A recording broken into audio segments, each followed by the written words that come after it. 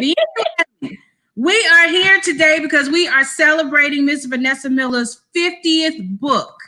I am one of her, how you say, avid readers because I've read at least 10 of her books. And she came today on my show, Amplified Exposure, because she likes me. So she is here today to talk about her 50th book anniversary of writing books, so forth and so on. So, Vanessa, let's start off with some questions. I do it like Larry King style. I don't have nothing written down. We just flow. Let's just talk. We just flow. So your audience is out there. Oh, we got questions already. Oh, questions. Well, I told them. I said I know Teresa said that people will type in questions. So go ahead and put in questions. See, I was working it for you. Yeah, you got it going on over here. So tell the audience, when did you write your first book? My first book was Former Rain, and it came out in 2003. May of 2003, I self-published it. It actually came out twice. So May of 2003, I self-published it, and then a publishing house picked up the Rain series, so it came out again. And I want to say that might have been in 2006 when it came out again. I always remember when it first came out, but you're gonna have to check the stats for when it was re-released. But yeah, that was Former Rain, and it wasn't. I will tell you, I actually wrote Former Rain 7 years before it actually released in 2003.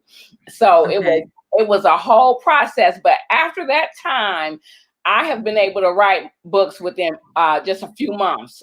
But that first book was a 7-year process. Oh, wow. Wow. So let me show you something. Because I told you, I read all your books. Let me see what you... yes, you have one of the Former Rain covers. Yeah. Wait a minute. Oh, I love that cover. Rainstorm, yes. And then, wait a minute. I told you I got about 10 of them. I could go on and on and Through the Storm is actually my favorite in the Rain series because it has the prayer journey in it. So when I first started writing, someone told me that I asked, because I wanted to model after a Christian fiction author, and someone told me you need to get Vanessa Miller's books. Because if you, yes, so you are the first Christian fiction author that I started to read your stories, and then I got into Victoria and Kimberla, but you were the very first one when it came to Christian fiction. I think I read Victoria when I was younger, but it wasn't a Christian fiction book. But I want you to know that I modeled my writing after you.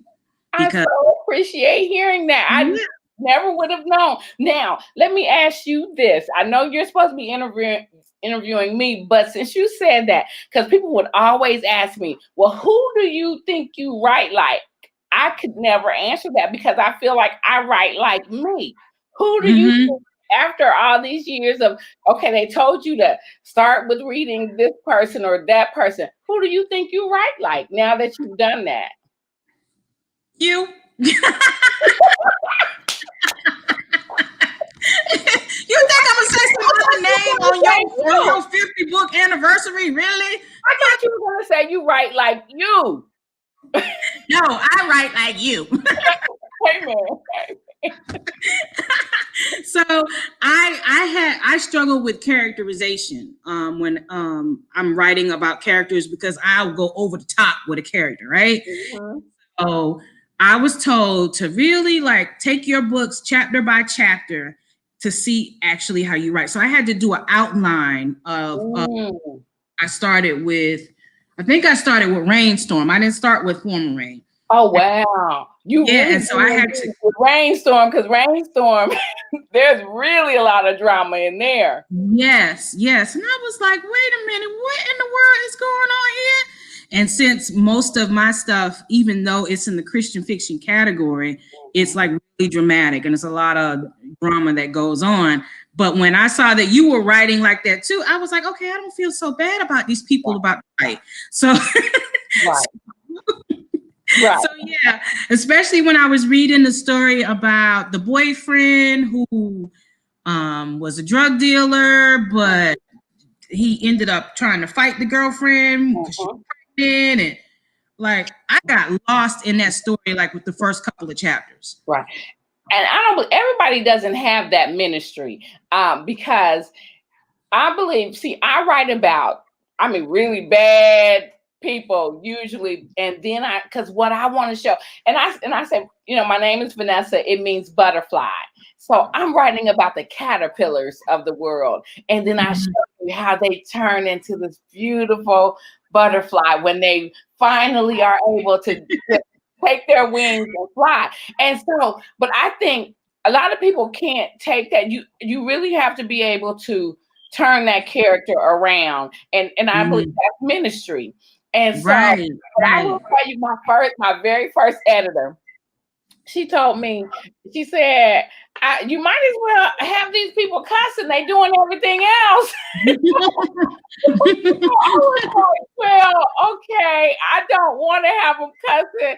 So I did stuff, and I don't even do it anymore because I really thought that doesn't make sense. I would put like gibberish words in there to show that the person was cursing. But I'm like, I believe as you develop as a writer, I can show other ways to kind of show you the person is angry. And I'm like, yeah, they in there cussing. Right. I'm just, I actually stopped cursing. It's a really funny story. When I believe I was 19 years old, and it was really before I didn't give my life to the Lord until I was 26. But this is how God, and this is why I was like, well, no, I can't do that, because that was something God delivered me from before He actually totally delivered me, if that makes any sense. And I know a lot of people can't understand that. That's also why I write about characters the way I do, because I know the way God saved me. And so it was just one day I just stopped, and I actually stopped because I had my nephew, he was in the house cursing, and he was little boy. My mama was like, he got that from you. And I said, oh, that's terrible. I said, I felt so bad. I said, I never wanted to influence anybody like that again in life, just to have them do something terrible. And this is, I was 19 years old, and 19-year-olds, they wouldn't care. But I just it was God showing me where He wanted me to be. And so it was at that time I began just praying about that. And so I remember I was in a fight, and the person was cussing me out, and I couldn't even curse them. I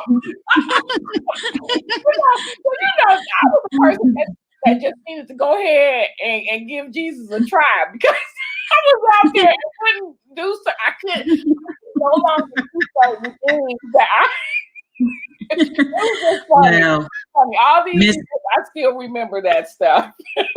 Miss Vanessa, I don't have that testimony. We all have different testimonies. You know what I'm saying? God takes us different routes in different ways, but we all going to the same place. And as long as we get there, that's our job, is to get there. You know what I'm saying? Exactly. Well, I don't know if you remember our conversation, but your very first book lovers retreat. So before I go into that, let's tell the audience about the book lovers retreat first. Of course. I love talking about another one of my babies.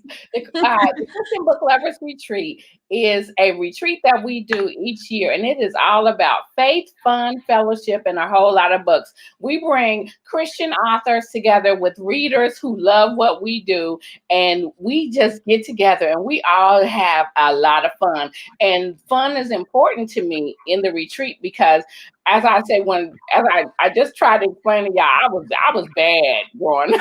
so I knew God was calling me, and I kept going, no, I knew God was calling me, but I thought being a Christian was boring. And I said, I can't do that. I'm still young. And So when I got saved, I realized that I have more fun now that I am saved and I am a Christian than I ever had before I gave my life to the Lord. So it is important to me to bring fun into events that I do, because I want people to understand that Christians have fun. We Yeah. are real people. We just people like you. We just happen to love the Lord. Yes, yes. So your very first retreat, Yes, it was in Charlotte. yes. And here I was. I came and it was all these people, and I was very, very nervous. I got bad nerves. I got bad nerves. I And, didn't know.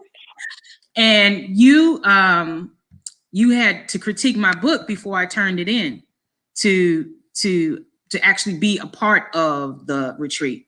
Mhm. And you said to me through email, you said, we need to talk about this. And I'm like, oh, Was I nice? Please we tell got me I was nice. you was very nice. Yeah, you was very nice. But when we got like face to face, you said, listen, I understand you writing Christian fiction, and this because you read that church life, and you said, I see the drama, whatever. She said, but you said you got to take those curse words out. She was like, you said, I keep saying you said those curse words probably need to go. And you said, I don't write curse words in my book. And I thought about that, and I was like, dang, you mean to tell me Natalia can't curse? She like the worst character. so so that made me become more creative, because now I have to figure out what she is going to say without actually saying the words. And I only had maybe about 5 of them in the entire book. But then I went to Jacqueline Thomas because she was my mentor at the time. And I said, Vanessa said I should take them curse words out my book. And she said, yeah, I think so too. So I never put another curse word in my book. And I'm telling you, it was like as soon as I took those curse words out, it like into the Christian fiction world, because people in book clubs told me, they said, I'm glad that you did take those curse words out, because it's such a turnoff for a Christian fiction reader to come up on a curse word, even if it's like minor. We'll stop reading the book altogether. Right. Here's the thing: a lot of people, especially when we're self-publishing our book, we don't understand the genre, and nobody takes the time to tell us the genre. And so I try to help people understand the genre, because I've not only self-published, but I've also written for publishers. And so I know what some of the expectations are there. And I know that we want to keep going up higher. So to me, if you don't tell people, okay, what would stop you necessarily from going to the next level? To me, it's like you just a crab in the barrel trying to keep people down instead of lifting them up to where they're supposed to be. And so I know that sometimes people may not take it all that well if I'm saying something, but I try to say it in love, and it's because I love you guys, and I want all of us to succeed. And I'm so glad for your success. You are doing so well, and praise God. See, I'm glad I was nice. Well, what I did to make sure that people recognize that there were no more curse words, I changed the book cover, because when I first came out, brown, it was pretty ugly anyway, the first book cover, but it was like that gave me so much encouragement to write. Book covers are really nice. They really are. Oh, I had to change it because I wanted people to know that this is a different read from when you probably read it the first time in that cover. So, but yeah, all the curse words were eliminated, and the book started soaring. And before I knew it, and I was like, one day I'm going to tell Vanessa how much she made a difference in my writing, because I could have still been writing curse words, not understanding why my books didn't sell. But it was like as soon as I took it out, it skyrocketed. I mean, but it's just not understanding the genre or the people who actually buy Christian fiction. So, and some people may still be doing well even when they do certain things, but there are Christian fiction is different from other fiction, and it is, and I just believe that there's a certain type of reader who there are certain type of readers who want they still want to read about the church necessarily, but they don't necessarily need the ministry. But then there are Christian fiction readers who want to read about people, not necessarily about that church, but about real people who are Christians trying to walk this out every day.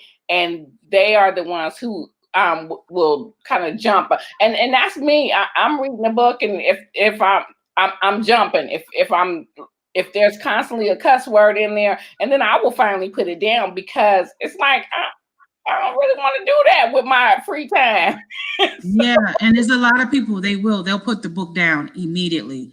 And that's not giving people a chance, because your stories are going to be really good, but they need to be able to get in there. I'm just glad that I was able to help and not hinder. So I'm Oh, you helped a lot. I ain't gonna tell you how many thousands of books you helped me sell, but you helped a lot. Okay? I like that. Yes, I do appreciate you are making my day, because let me tell you, because okay, this is maybe my 50th book coming out, but we got people that's coming up behind us, and we want to make sure, and plus right now African American Christian fiction is struggling. And so that was one of the reasons why I started the Christian Book Lovers Retreat, because we want to introduce the people who are, especially even the newer authors coming up who are writing in this genre. We want to tell readers, here we are. We are here, and have people go out and purchase the books. And so we want to bring this genre right back to where it was even when I first started writing, and it can happen. And so we are praying, and we keep writing those books that people love, and I believe it's going to happen. It is happening. It actually yes, it is happening. You're yes, it is happening. So, but you have this book after. Okay, so you started 2003. Yes. It hasn't even been 20 years. No. And 50 books? Yes. Now the first couple of years when I was writing, I was only writing one book a year. So I wrote Former Rain. Like I told you, that was a 7-year process. It came out in 2003, and then Abundant Rain came out in 2004. Then we had Latter Rain. It came out in 2005. And then I got an agent. Her name is Natasha Kern, and I hope she gets a chance to watch this. Hi, Natasha, I love you. And so I told her, I said, I want to, and I was traveling so much trying to get the word out. So I'm not one of those authors that can write in the hotel rooms. Now I can these days, but before, when I was first starting, no, I'm tired. I've been out all day trying to sell books. I come in that room and I'm just laying it down. And so I could only write about one book a year. And so I told her, I said, my goal is I want to be able to write, a couple books a year. And so then we started working with publishers, and I began to get three books out a year, or 2 sometimes, and then 3 a year with publishers. And then when I was doing writing on my own, when I started then doing self-publishing again, then I would do like 4 a year. So that's how we ended up with 50. Oh, wow. Yeah. So were you writing full time when you started doing 3 to 4 books? Yes. By the time I've been writing full time since 2005. When my first book came out, I was still working in corporate America. I was in human resources, and I was traveling, trying to get out. And I said, I really don't like corporate America. I worked so hard. I scratched my way trying to get to the top. I was earning good money. I was, in a really good position. And I was just like, it was so much backbiting. And they were always clawing after you. And I would always have to tell them, look, I've got this position because, the Lord just loves me. I can't explain it to you any other way than that. The Lord loves me. And guess what? I also come in here and do my work. Right. Instead of bothering you. And there were times I would actually be in tears. I would go into the bathroom at work and I would start praying for each one of my coworkers because it got to the point where I was just so angry because of all the stuff that they were doing to me. And then guess what the Lord did for me because of the fact that I didn't fight back with them. There would be times where they would come and basically tell me off. I'd be sitting there. One of them said, "Can I speak to you privately?" And I said, "Yeah, no problem." She and I were both supervisors of an area. This is before I moved over to human resources. So I'm like, okay, we're both supervisors of a team. She takes me into this conference room and begins to tell me all about myself. And I'm like, where is this coming from? And I just said, you know what? Hey, I haven't done anything to you. I don't know what's wrong with you, but people don't like to see your star shine in corporate America, especially when you this little brown girl and you're about the only little brown girl in those executive meetings. And and so that's how it goes. But the Lord delivered me from all of it, and I have not had to work or had to go back to corporate America since 2005. Now, it hasn't all been great years. I'm not going to say that. But hey, that's we a blessing. Yeah, that's a blessing. Yeah. I just keep writing and I keep remembering you do not want to go back there. You don't. I'm trying to get out of the school system, okay? And that all the projects that I got going on will eventually take me to a higher height. Amen. You want to eventually work for yourself. It's a good feeling to be an entrepreneur and do everything. You get up when you want to get up. You go to sleep when you want to go to sleep. That's right. You don't have anything to worry about. But I'm going to say this. If I would have known you 2005 when that woman came in that room, I wasn't saved then. So you would have called me for some backup because I would have handled her. Okay. I know. Let me tell you, before salvation, I would have handled her too. And I had to sit there and just I really believe it was God just growing me up and getting me to a level where he needed me to be because God knew the journey that he had for me. And so I had to be able to take stuff that I didn't want to take and even stuff I didn't understand because I knew I wasn't doing anything to them. All I was doing was excelling at my job. And I thought that was a good thing because see, I was a single mom at that time with a daughter I needed to feed, I needed to take care of her, I needed to pay those bills. And so you're supposed to go in and you're supposed to, and I thought this is what you're supposed to do. But those were some hard years. And so I enjoy just being in my little office, right?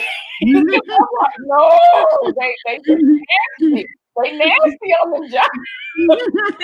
Well, your ladder was greater. That's all it was. Your ladder was. Amen. God blessed you tremendously because now here we are over a decade, and you're still writing, and you can do that, and sustaining you. You don't have to worry about income. So. Oh no, I worry about income. well, you know what I'm saying. Like you don't have to go back to that job. Amen. Let's pray. Let's pray it stays that way. Who knows what tomorrow, holds? But I am thankful for all of these years that I have been able to do a job that I love and that I consider no drama. I mean, I love it. Even when I'm working with other authors, there's no drama like what I had to deal with. And so I love it. I love it. So when you put your book lovers retreat together, is there a lot of chaos in the beginning, on the beginning end of it, or is it pretty smooth now? Let me tell you, the Christian Book Lovers Retreat runs very smoothly. We we know what we're gonna do. We plan it all year long, and when we get to that retreat, we are just walking it out. And plus, what the way God did this for us, like the first year, the first year, I didn't even have souvenir booklets. I was like, oh, I'm supposed to have that. I had like an agenda, and and so then the next year, I put together a little souvenir packet, and it was crazy. I was using my printer, and I spent so much money on ink doing it the total wrong way. Then Vanessa Riley came on board on on our board, and she was like, "No, Vanessa, you can get these printed." And I was like, "Oh, okay." And now we get beautiful souvenir booklets, and Rhonda McKnight came on board early on. When all I did was I sent out like on my readers group, and I said, I'm thinking about doing a retreat, because what had actually happened was I broke my ankle. In 2015, a car hit me head on. I'm still thankful just to be here. And I broke my ankle, and so I couldn't travel. And I was kind of down about that, because that was what I did. I would travel and go meet with readers and everything. And I was saying that to my daughter one day, and she said, "Why don't you just bring them here?" And I'm going, "I can do that." And like, and so, and then I kept going, "Yeah, I can do that." And so I went and I said, "I'm thinking about doing this thing called the Christian Book Lovers Retreat. And would you guys come?" And so as soon as I put it out, Rhonda, me and my readers, we were planning the retreat. And Rhonda was like, "Vanessa, I want to help." And then Jacqueline Thomas, she said, "Yeah, we want to help too." And so it was built like that. I didn't even have a website for it. Rhonda put the website together for me. And it was just out of love, and out of wanting, if we were going to do something, we wanted to do it right for the people. And so I believe the first year was awesome. I think we struggled the second year, because then we had growing pains. A lot more people came the second year, and we were like, okay, wait a minute. Okay, so now we have to do this. And we were in a smaller place. And so we ended up, we got a bigger place. And then we were able to compartmentalize different programs, and I love it. I think we have the best team, and I'd like to shout them out if that's okay. So we have Angela Anderson. I have a lot of the stuff on our CBLR group page, but she also is just our liaison for all of the readers who come. We have Kenyatta Ingram, who does our book selling, and she helps the authors when they get to the retreat. Rhonda McKnight is our author liaison. And we have, Vanessa Riley. She does the website now, and she does a beautiful job with the website. And then she also is the one who handles all the craft projects, because I can't think of that type of stuff. Yes, the craft projects are beautiful. People are just like, yes, because one of the things that is dear to my heart, and one of the things that I wanted to make sure of, is that when people come to the retreat, we do things. I always want them to be able to take something back home with them, so that they have some type of memory from the retreat. And it's a project that they did themselves. Like we've done paint parties, different. Last year it was a hat painting. This year it's going to be a craft mosaic project, and so people will be doing it from their homes, because this year, of course, is going to be virtual. Right. Don't forget to give Jacqueline Thomas a shout out. Jacqueline Thomas, yes, was on our board. She's not on the board this year, but she'll be back. Don't worry. Okay. She'll be back. Okay. What can I say? All right, so we got your spot. You'll be back. Okay. My husband is also on the board, because he handles Man Cave Straight Talk, and his name, of course, is David Pierce. And so that rounds up the whole board, and we get in there, and we have tons of volunteers.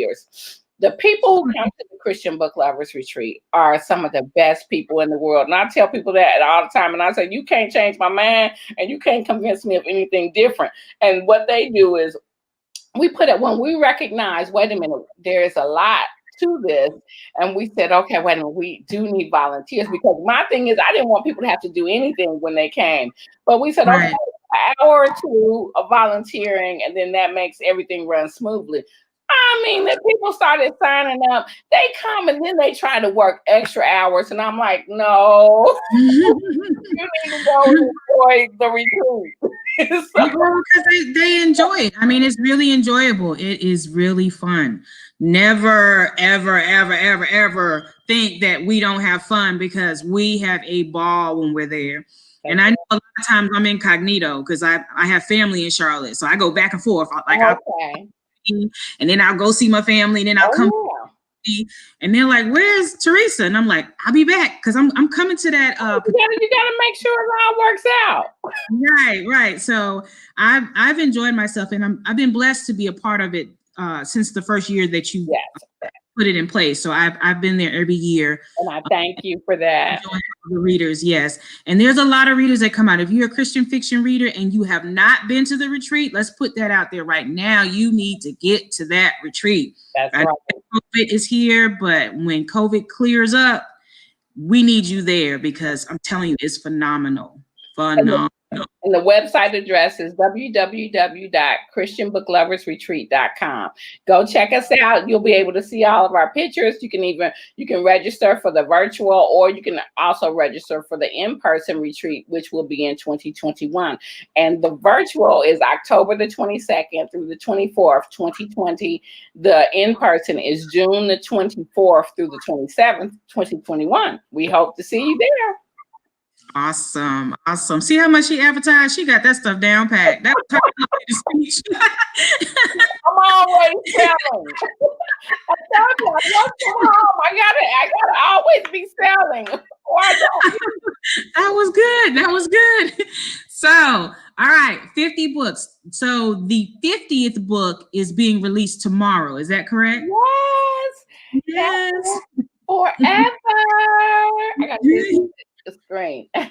Forever. Yes. It releases tomorrow. It will actually be in your Kindle tonight, midnight. So if you start reading tonight, go ahead and put that review in first thing in the morning. I love this book, and I'm gonna tell you, it's a romance. And normally my favorite books that I write are the ones that are like how I wrote with Former Rain or the Family Business series. Those are drama filled, or women's fiction. Women's fiction is a genre that I really love. I've only been able to write 2 so far, but that's my goal, is to write more women's fiction, because I really believe that you can just really develop a character so strongly with women's fiction. This is romance. So typically I'll be like, well, it's just a romance, but no. Jewel Dawson spoke to me so strongly when I was writing her story. She is going to pop on that page, and then from the time she pops on that page, you are going to get to know her in a way you have never really gotten to know other characters of my romance. Because like I said, I think this is the best romance story I have written, not just because of the romance, but also because of the development of this character. Wow. I love it. I love it, and I hope that you guys love it as well. And please, please, please write a review. Well, I have to get it, because I've learned a lot from reading your book. So I definitely, if she's that developed, look, I need to study her, because and her development surprises you. So it's something that sneaks up on you, and I did it deliberately because I didn't want. I felt like. At this point, at 50 books, I'm now trying to redevelop my writing and make it come a different way. And so I felt like in some books, you know how when you're reading something and it's like you can tell what's getting ready to happen because the author keeps on, kind of. So what I tried to do was to smooth it out. And so when it happens and her development begins, it's like it takes you like, oh, that's what's going on with her. Not like you was like, I already know what's, no. I don't believe the reader is gonna know what's going on at first. Those are the best. Those are the best. Those are the best. And I really believe that's why people are gonna love Forever. They're gonna love Jackson too. I mean, he's a good hero in this story, and too. But they are going to love Jewel and Jackson's story, and they're gonna love it because of the development and how these two characters developed into not only their forever kind of love, but their understanding of God's forever grace in our life. Okay. Will this be a series as well? Yes, it is. It's called the Let's Stay Together series.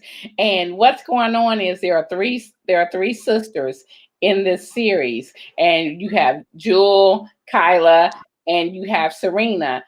And their parents have been married for 35 years. Their grandparents have been married for about 57 years. Their great grandparents were married forever. I want to say about right until they died, 1 week of each other, because they've been married so long. So what is important to the Dawson sisters is that they continue this legacy of staying together. So they want to make sure that the men that they marry also have that type of mindset that, we are in this to the end. We stick and we stay. And so Jewel at the beginning, this is a romance that flips on its head, because at the very beginning, these characters are in love. He asked her to marry him at the very beginning. And then he gives her a prenup. And she says, okay, you're not really in this for the long haul. You are already thinking about the end before we even begin. So she has a very big problem with that. You'll have to read Forever to see how they solve that issue. Oh, it sounds so good. That sounds like a soap opera. Like, wait a minute. You can't just leave us right there. Wait. I can't tell you the whole story. Oh my goodness. Now, here's what gets me. I spend months writing a book, and my readers, within a few hours of me releasing it, they'll be telling me about the book. And I'm like, how you finish that book that quick? Oh yeah, because when you get drawn in, like, I like to read, but if the story doesn't capture me with like the first 2 chapters, I put it down and come back to it. But with your books, like, I read this series within a matter of days, and I don't normally read that fast. So yes, you want something that is going to grasp the reader and keep them engulfed in that story, and that's what you do with your writing. Amen. I know you know this. I know you. I try my best. That's my goal, is to grab that reader. And I don't know. I really believe that it is a gift that God gave me. I can't ever really take credit for it, because I just believe that this is where I was always meant to be. And and it is because this is where God wanted me to minister to. I don't know which people he has out there that is supposed to get a greater understanding of his love, his grace, his awesomeness from reading one of my books, but he knows. And I believe that God directs them to my books. And so I just keep trying to do what I believe I've been called to do. And so that's what every book, I want to touch the reader's heart. I want to shake you up. Yeah, you get ready to read about some jacked up characters, but when you see what God is about to do for them, you will be able to say, wait a minute, there go I. Right. If you are kind of like that, then you'll be like, wait a minute, then God can do this for me too. I remember years ago, I was standing at my church. I was just standing. It was right after service, and Former Rain and Abundant Rain had been out right then. And I used to live in Ohio, and so I'm not gonna kind of say much more because I don't want people to be trying to guess who this was. But he had been a drug dealer. And so, of course, Former Rain was about one of my favorite characters, Isaac, and he was a big time drug dealer. And so he was a mess. Yeah, a true mess. But God, what God was able to do for him. So this guy walked up to me, and I had known him, and so I knew what he was into. I knew, what he did. And, a lot of times, so he had come to church that Sunday, and he came over to me and he said, Vanessa, I wanted to tell you something. And I didn't think guys would be, when I wrote the series, I didn't know guys would then start reading it, but men read my books because of the Rain series, I believe because of Isaac. And so I want you to know, I read your book. And I said, oh, did you? And he was like, yeah. He said, he said, it helped. He said, I'm here because I read that book. And so that's God right there. That's what we are called to do. And like I said, I don't believe every Christian writer has to write the way we write, where they have to take such characters that are, such menaces of society and then bring them, to where they have no choice but to receive God's grace. But I believe that for the ones of us who are called to do that, God will make sure that book reaches those people that he has been after. Because, God is pulling on us, but it is still a choice. We have to make this choice to say, yes, I will come. I will serve you. I remember when I was I was sitting in the church, and this is the day I fell on my knees and I gave my life to the Lord. And my pastor at that time, he was standing at the pulpit, and he basically, was telling the congregation, just don't come up to this. Basically, don't come up to here if you're not, if you're not for sure, don't play this game. Because, he basically, and now I can't get the exact words, but it was basically like, there is a cost to this. Right. There is, and it was that day that I was ready for that cost. I was willing to do whatever it took. And I remember I went down to the aisle, but I've always been private. And so even though I went down to the aisle and I was crying and I gave my life to the Lord right there, I then immediately went into the bathroom. They had a little small bathroom, and I didn't even care. Normally I'm like looking, I'm like, I don't want to touch nothing, but I didn't care at that moment. I got on my knees in that bathroom because this was personal between me and God. And I said, Lord, I will serve you. Show me how. And I remember that moment from that day to this. And I knew at that time that I was a writer, but I actually gave up writing after I gave my life to the Lord, because I wanted to write smut. And so I was bad. And so I wasn't expecting you to say that though. Oh yeah. And so Jackie Collins had been one of my favorite authors at that time. And I read a book, and I wasn't even supposed to have this book. I was a teenager, and I put the book I had a little binder to cover it up. It was called Chances. I fell in love with that gangster named Gino. And I was like, oh, I'm going to write stories like that. And so I saw all I wanted to write. I wanted to write just some straight gangster, straight smut. And so I said, when I got saved, I said, well, I can't write anymore. But guess what? It was fine with me. And that's what I think God does for us. He wants to see if we're willing to give something up for him. And then he turns around and gives it right back. Because the funny thing is, I was going around church going, because they were at that time they were talking about your ministry. And I was going, I wonder what my ministry is. Writing is your ministry. I didn't know it. And people might not believe something like that as they read my books, but I did not know it. And I kept going. So I went back to college. I got my degree, and I was just like, well, what's my ministry? And so it was, it took a friend at work, me and him. He had no idea that I used to write.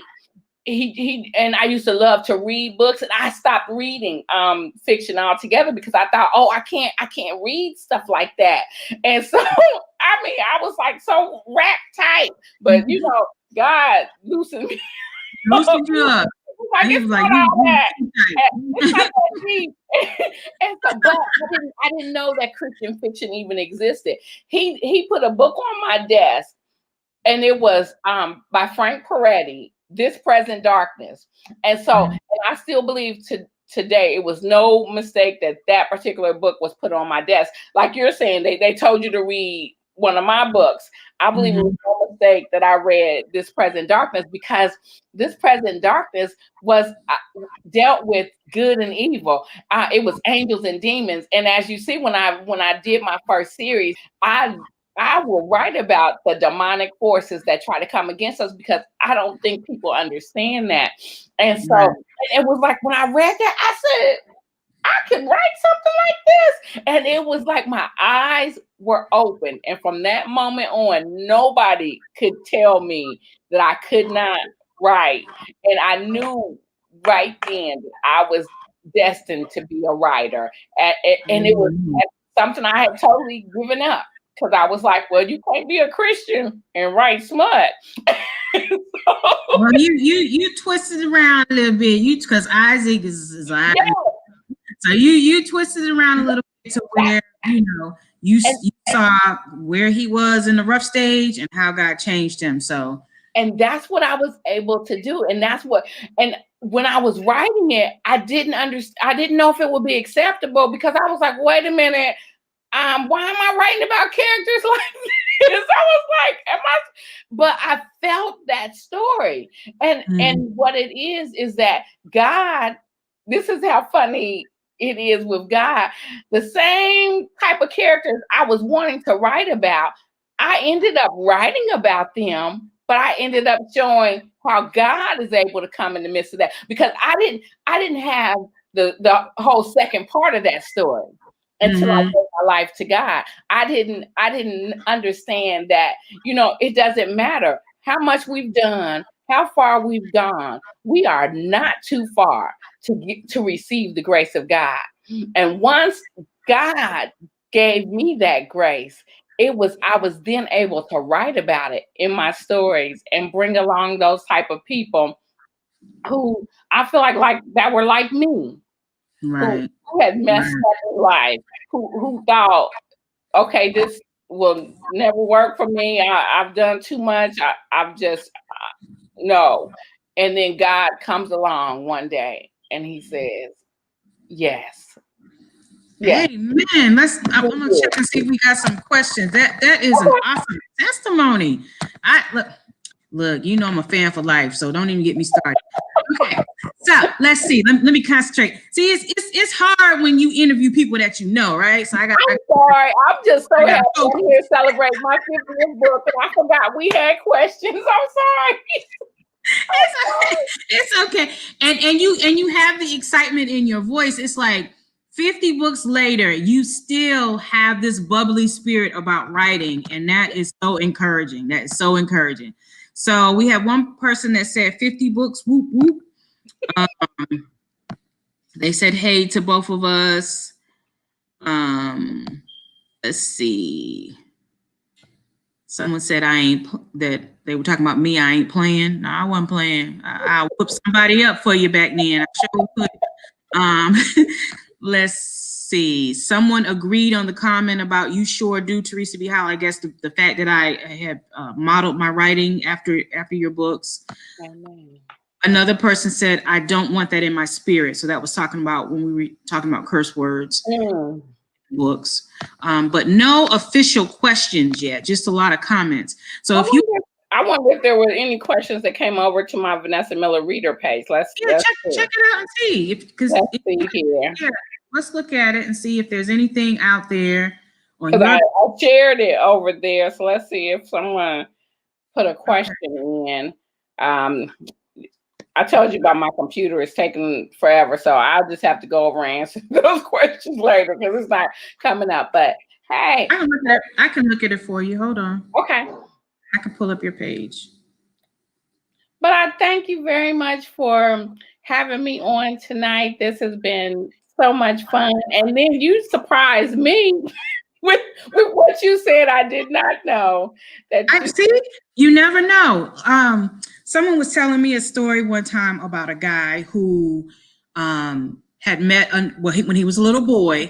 He met someone that was his age, and he had a whole bunch of books in his hand. Mm-hmm. Other little boy said, "Well, let me help you. Let me carry those books." And so they became best friends. Well, when the guy who was carrying the books got married, got up and he said, so and so, let's say his name was Stephen. Stephen, what he doesn't know is that day that he helped me with my books, I was actually dumping my out, bringing all my books home because I was going to go commit suicide. And he didn't even know. He is the reason why I'm here today and why I'm able to celebrate marriage and life or whatever. So you never know what impact you have on people. So, and they were friends all those years, but he never told him until his wedding day that saved my life. So, you know, when you get an opportunity to tell somebody, you got to tell it, man. You got it. That almost brought tears to my eyes right there. That right there is powerful. Woo. It is powerful. So, I mean, imagine the impact that you make on people that you don't even know about because they haven't had that opportunity to tell you. So they say, give you your roses while you're here. Amen. I have you on my show. I gave you the roses. I gave you my testimony. And you got those thousands of book sales. Hey.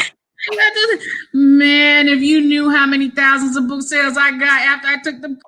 Oh my goodness, it's astronomical. Well, and the play helped as well because yes, that gets you more notoriety. I got to twist it. Know that your books are out there, so that helps as well. But Vanessa, I'm trying to tell you, like the first 10,000 was because I took them curse words out. Like, I don't think you realize the impact. So you keep doing what you do and you keep inspiring people like me. Amen. And he's going to continue to bless you. Amen. He's going to continue to bless you. So I am so proud of you, and I am so happy that you are on your 50th book celebration. And I am especially honored that you celebrated it with me. I get to have this interview that I can look at 60 million times and say the person that I enjoyed her books all these years. I got about 8 more in the room. The person that I celebrated her books all these years came on my show before her 50th book was released. Yes.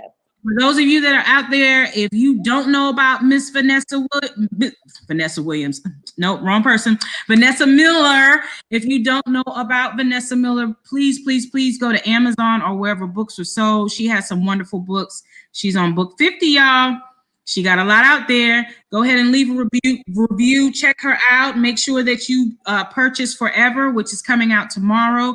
I always get about 300 to 400 people looking at these the first while it's live. Wow. So 300 to 400 people that are out there, I need you to go buy her book. And then for those that carry on and you watch it days later, I need you to go buy her book. That's so right. You don't buy her book tomorrow, I need you to buy her book Thursday and Friday too, because it's going to be phenomenal. And you can get it now on Kindle, and the paperback is available tonight as well. And so go get it. It's available on Kindle, and don't forget to leave a review. I want to read all those reviews. So thank you very much. Happy 50th. Yes, happy 50. Woo, woo, woo. All right. I appreciate you so much, Miss Miller Pierce. And I'm going to go ahead and end the show and let people know that overcomers never quit and quitters never overcome. Amen. So you keep writing, keep shining. Have a good evening. Bye-bye.